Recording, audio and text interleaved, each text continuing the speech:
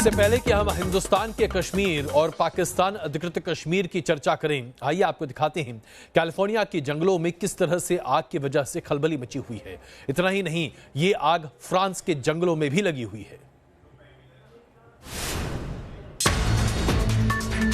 चारों तरफ उठती आग की ऊंची ऊंची लपटें, रिहायशी इलाकों को अपनी चपेट में लेती आग, हेलीकॉप्टर से आग बुझाने की जारी कोशिशें और आग पर काबू पाने की जद्दोजहद करते फायर ब्रिगेड के कर्मचारी।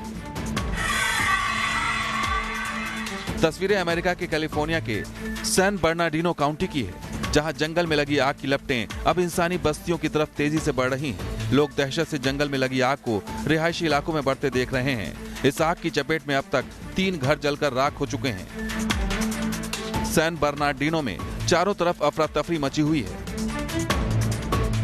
आसमान से हेलीकॉप्टर के जरिए आग को बुझाने की कोशिशें हो रही हैं, तो जमीन पर फायर ब्रिगेड के कर्मचारी दिन रात आग पर काबू पाने में जुटे हुए हैं। जिस जगह आग की लपटें उठ रही हैं, ठीक उसी के करीब कुछ इमारतें हैं। लोग घर छोड़कर भाग रहे हैं। बीते 3 दिनों से कैलिफोर्निया और उसके आसपास के इलाकों में तेज हवाएं चल रही हैं। इससे आग कई इलाकों में फैलने लगी है। आग से प्रभावित जो इलाके हैं, उनमें Kern, Ventura, Los Angeles, Orange, San Bernardino और रिवरसाइड काउंटी है। दक्षिणी कैलिफोर्निया के पालिसेड्स के 40 एकड़ इलाके में यह आग फायर फाइटरों के लिए चुनौती बनी हुई है। यहाँ कई बड़ी बड़ी इमारतें हैं, जिसके खाक होने का खतरा मंडरा रहा है। जंगल में लगी इस भीषण आग के चलते कैलिफोर्निया में जनजीवन बुरी तरह प्रभावित हुआ है। 3 लाख लोगों के घरों में एहतियातन बिजली काट दी गई है, तो स्कूल, यूनिवर्सिटी में छुट्टियों की घोषणा कर दी गई है।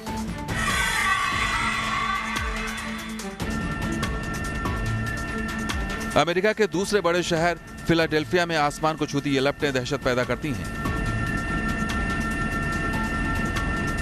ये आग एक ऑटो शॉप में लगी, जिसके बाद यहां खड़े कई वाहन आग की चपेट में आ गए। आग इतनी भयानक थी कि पास के एक स्कूल से 400 छात्रों को आनन फानन में सुरक्षित जगह पहुंचाना पड़ा। Team News nation. तुर्की के राष्ट्रपति एर्दोगन आजकल इन दिनों बड़ी चर्चा में इसलिए हैं क्योंकि तुर्की ने सीरिया में कोहराम मचा रखा है और हिंदुस्तान ने भी तुर्की के खिलाफ सख्त कार्रवाई की है। ऐसे में एर्दोगन के विरोध की भी तरह तरह की खबरें सामने आ रही हैं, लेकिन एक वीडियो एर्दोगन का आजकल बड़ा वायरल है। ये वीडियो कुछ साल पुराना है। इसमें राष्ट्रपति एर्दोगन घोड़े पर चढ़ने की कोशिश करते हैं, लेकिन घोड़े को काबू नहीं कर पाते और धड़ाम से जमीन पर गिर पड़ते हैं। यही कहा जा रहा है कि कहीं ऐसा न हो कि सीरिया पर हमला करने के वक्त एर्दोगन ने भी एक घोड़े पर ऐसी सवारी की है जिसे वो संभाल नहीं पाएंगे।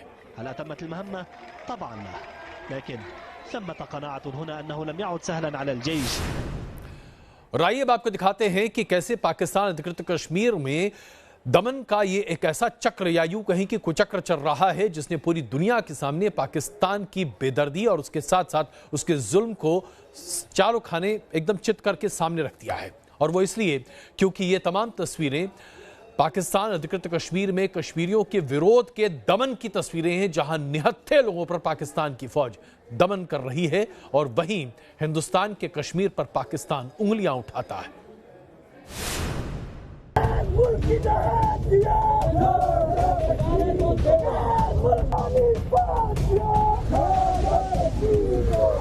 पीओके में लोगों का ये हुजूम बाजवा और इमरान खान के पाकिस्तान के खिलाफ सड़क पर नारेबाजी कर अपनी नाराजगी जाहिर कर रहे हैं।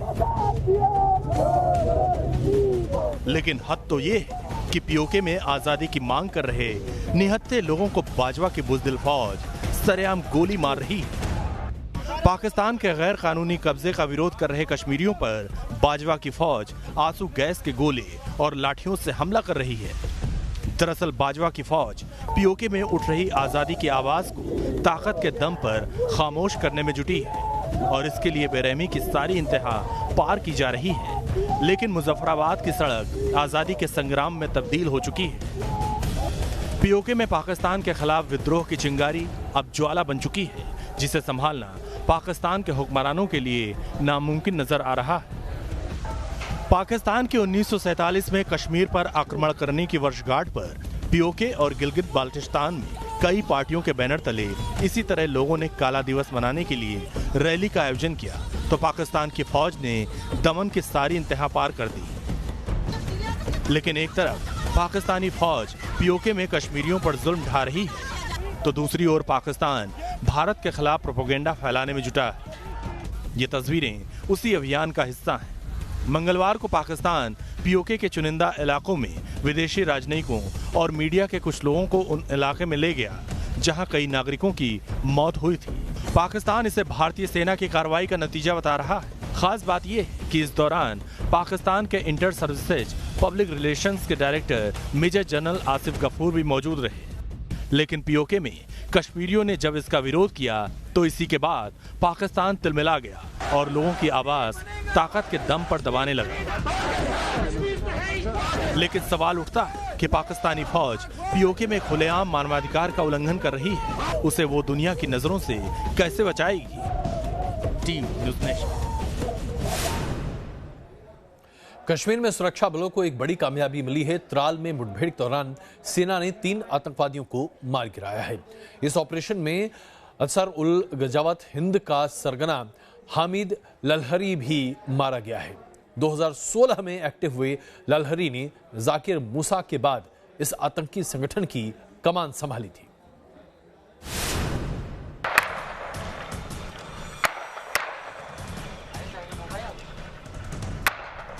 कश्मीर के त्राल इलाके में ये दहशतगर्दों को सुरक्षा बलों का करारा जवाब है।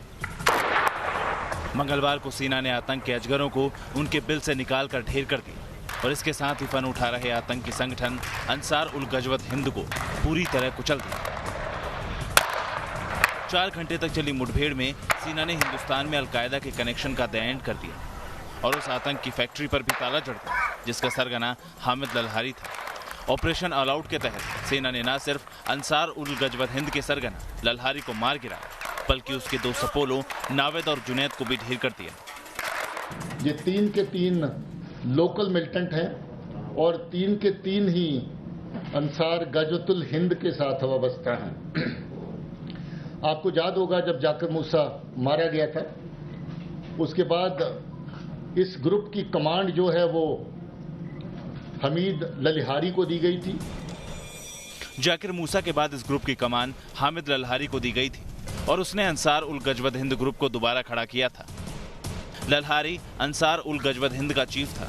वो पुलवामा के काकपोरा इलाके का रहने वाला था और साल 2016 में आतंकी अबू दुजाना ने उसे लश्कर में शामिल कराया था। ललहारी का नाम आतंकियों की बी कैटेगरी की लिस्ट में शामिल था। जम्मू कश्मीर पुलिस के मुताबिक मारे गए नाविद और जुनैद नाम के दूसरे आतंकियों को ललहारी ने ही संगठन में शामिल किया था और ये तीनों जैश के साथ मिलकर काम कर रहे थे। घाटी में सुरक्षा बलों ने अलकायदा के ताबूत में आखिरी कील ठोक दी और इसी के साथ आतंकियों को सीधा संदेश दे दिया है कि दहशतगर्द के रास्ते पर जो चलेगा उसका यही अंजाम होगा। Team News nation.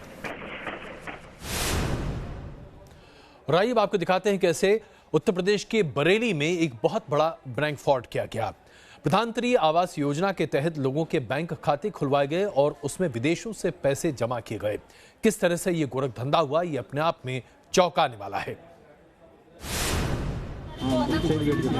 कभी पुलिस थाने तो कभी बैंक का चक्कर काटती है वही महिलाएं जिनके साथ फर्जीवाड़े की जांच अब कई एजेंसियां कर रही हैं। इनका आरोप है कि पीएम आवास के पैसे के नाम पर इनसे 0 अकाउंट खाते खुलवाए गए थे और उनमें लाखों का लेन देन भी किया गया। हमसे धोखाधड़ी से चेक पे साइन करवाया कि आपका मोदी का पैसा आ गया है, इसमें चेक पे द्वारा आएगा तो आपको मिलेगा। जी हमारे में 12 लाख है, इनके में 10.5 लाख रुपए हैं। और कहाँ जैसे ही आया वैसे ही गायब हुआ। हमारे में मैसेज भी आया, हमने मोहित को मैसेज दिखाया, उन्होंने तुरंत और डिलीट मार दिया। हम लोगों से ब्लैंक चेक पे साइन करवा के लेकर गए। 2.5 लाख वाला चेक भरवाया गया था और उसके बाद साइन करवा के ले गए। उसमें भी हमारे में भी 10 लाख आया और निकल भी गया। जिस उत्कर्ष स्माइल फाइनेंस बैंक में कुछ महिलाओं के खाते खुले थे, उसके मैनेजर का भी कहना है कि कुछ संदिग्ध लेन देन हुआ है। मुझे कल ही ये सूचना प्राप्त हुई कि ऐसे इन खातों में जो लेन देन है वो थोड़ा सा संदिग्ध है। मैंने कल ही अपने हेड ऑफिस को भी इन्फॉर्म किया। अब ये जांच का विषय है कि ये जो पैसा है ये किसी कस्टमर ने उधार का वापस किया है या जो भी चीज़ है, मैं इसमें ज़्यादा नहीं कहने के लिए ऑथराइज पर्सन हूँ। पुलिस को जब इस फर्जीवाड़े की खबर मिली तो उसकी जाँच शुरू की गई। कुछ अकाउंट्स में पैसे आए और वो पैसे चले गए दूसरे अकाउंट्स में। तो जो अकाउंट धारक थे उनको इस बात का कन्फ्यूज़न हुआ कि भाई क्यों ये पैसे कहाँ से आए थे और ये पैसे कहाँ चले गए। तो अभी तक हम लोग उस चीज़ को ट्रेस कर रहे हैं कि वो पैसे कहाँ से आए थे और अचानक से कैसे चले गए। इस मामले में भी अब ये जांच चल रही है कि कहीं इसके तार भी टेरर फंडिंग से तो नहीं जुड़े, क्योंकि पिछले हफ्ते ही पुलिस ने सिराजुद्दीन और फहीम नाम के 2 आरोपियों को पकड़ा था, जो कमीशन का लालच देकर बरेली में कई लोगों को टेरर फंडिंग में शामिल कर चुके थे। Manoj Kumar, news nation, Bareilly. Gangster Iqbal मिर्ची की अवैध संपत्ति के केस में इन्फोर्समेंट डायरेक्टरेट ने चौथी गिरफ्तारी की है। रिंकू देशपांडे नाम के आरोपी पर वर्ली की प्रॉपर्टी में फर्जी किराएदार बनाने और दस्तावेज बनाने का आरोप है। अदालत में रंजीत सिंह बिंद्रा को न्यायिक हिरासत में भेज दिया है, जबकि रिंकू देशपांडे को 2 दिनों की इन्फोर्समेंट डायरेक्टरेट की रिमांड पर भेजा गया है। आतंकी सरगना दाऊद इब्राहिम के गुर्गे इकबाल मिर्ची के अवैध प्रॉपर्टी केस में जांच और आगे बढ़ चुकी है। ईडी ने अब इस केस में रिंकू देशपांडे नाम के चौथे आरोपी को पकड़ा है। इस आरोपी को अदालत ने 2 दिन की ईडी रिमांड में भेजा है। वैसे इकबाल मिर्ची केस में अब तक की जांच में 4 आरोपी गिरफ्तार किए गए, जिनमें एक है हारून यूसुफ, जो ब्रिटिश नागरिक है, और सर मोहम्मद यूसुफ ट्रस्ट का ट्रस्टी है। दूसरा रंजीत बिंद्रा नाम का प्रॉपर्टी ब्रोकर है, जिसने वर्ली की प्रॉपर्टी डील में 40 करोड़ लिए। तीसरा हिमायू मर्चेंट है, जो इकबाल मिर्ची का करीबी है और यही उसकी सारी प्रॉपर्टी देखता है। और चौथा है रिंकू देशपांडे, जिसने वर्ली में फर्जी किराएदार और दस्तावेज तैयार कराए थे। इकबाल मिर्ची के अवैध प्रॉपर्टी के केस में ईडी ने एनसीपी नेता प्रफुल्ल पटेल से भी 12 घंटे तक पूछताछ की थी। रमानुल्लाह खान, न्यूज नेशन, दिल्ली। और आइए आपको दिखाते हैं कैसे लैटिन अमेरिकी देशों में, खास करके चिली में, जिस तरीके से सरकार के खिलाफ विरोध प्रदर्शन हो रहा है। हजारों लाखों की संख्या में लोग बाहर निकल रहे हैं। वहीं बोलीविया में भी ऐसा ही हो रहा है। राष्ट्रपति के खिलाफ प्रदर्शन शुरू हो रहे हैं। कुल मिलाकर देखा जाए तो दक्षिण अमेरिका के बहुतायत देशों में आज सरकारों के खिलाफ जो असंतोष है वो पूरे तरीके से सड़कों पर प्रदर्शित है।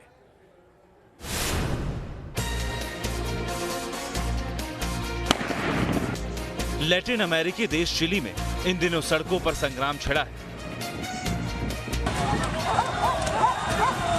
सड़क पर एक तरफ हजारों प्रदर्शनकारी डटे हैं, तो दूसरी तरफ पुलिस प्रदर्शनकारियों को रोकने के लिए आंसू गैस के गोले छोड़े जा रहे हैं। और अब तो चिली पुलिस पर निहत्थे लोगों पर गोलियां चलाने की भी खबरें हैं। दरअसल चिली में इस संग्राम की शुरुआत हुई थी मेट्रो किराए में बढ़ोतरी के विरोध से, लेकिन पिछले 15 दिनों से चिली सुलग रहा है। चिली के कई इलाकों में ऐसे हिंसक प्रदर्शन हो रहे हैं। राजधानी सैंटियागो समेत 5 शहरों में बीते शनिवार से आपातकाल लागू है। सैंटियागो में प्रदर्शनकारी और पुलिस की झड़प में मरने वालों की संख्या बढ़कर 11 हो गई। हालांकि चिली के राष्ट्रपति पिनेरो ने मेट्रो के बढ़े किराए पर रोक लगा दी। इसके बावजूद यहां जारी हिंसा थमने का नाम नहीं ले रही। यहां तक कि प्रदर्शनकारियों से निपटने के लिए अब सरकार ने एक नई योजना पेश की है, जिसमें पेंशन बढ़ाने से लेकर सस्ता इलाज और बिजली दर कम करने की पेशकश की गई है। चिली को लैटिन अमेरिका के सबसे अस्थिर देशों में से एक माना जाता है, लेकिन दक्षिण अमेरिका में एक और देश इन दिनों सुलग रहा है। तस्वीरें बोलीविया की, जहां के राष्ट्रपति इवो मोरेलेस के खिलाफ जनता सड़कों पर आ गई है। दरअसल बोलीविया में इवो मोरेल्स दोबारा राष्ट्रपति चुने गए। उनके दोबारा राष्ट्रपति चुने जाने पर लोग हंगामा कर रहे हैं, क्योंकि आरोप है कि उन्होंने मतगणना में गड़बड़ी की है। मीडिया रिपोर्ट के मुताबिक पहले चुनाव आयोग ने कहा कि इवो मोरेल्स को मुख्य प्रतिद्वंदी उम्मीदवार से करीब 9% ज्यादा वोट मिले हैं। बाद में यह आंकड़ा 1% से कम बताया गया। Team news nation. याद होगा आपको, कनाडा के प्रधानमंत्री जस्टिन ट्रूडो हिंदुस्तान जब आए थे तो जबरदस्त तरीके से पंजाबी गीत की थाप पर थिरक रहे थे।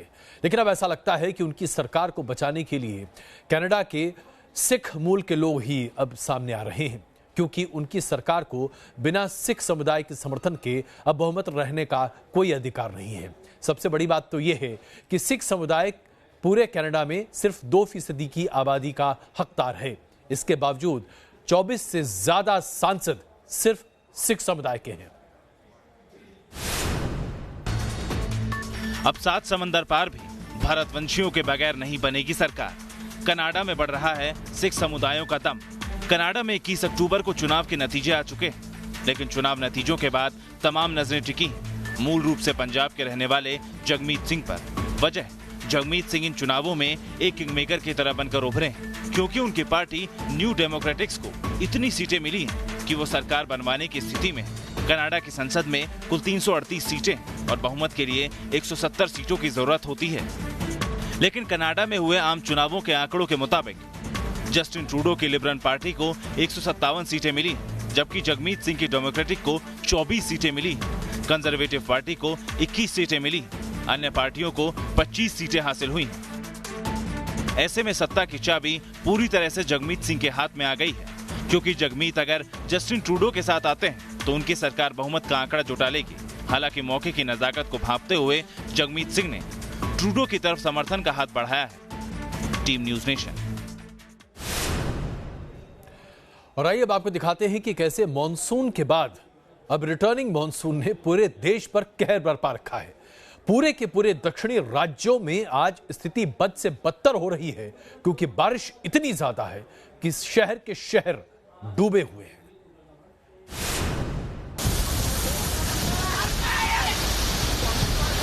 घर को बहा ले जाने वाली लहरें, पहाड़ों का सीना चीरकर उफनता सैलाब, लैंडस्लाइड से सड़क पर दहशत। अक्टूबर की बारिश ने कर्नाटक के लोगों में सिहरन पैदा कर दी।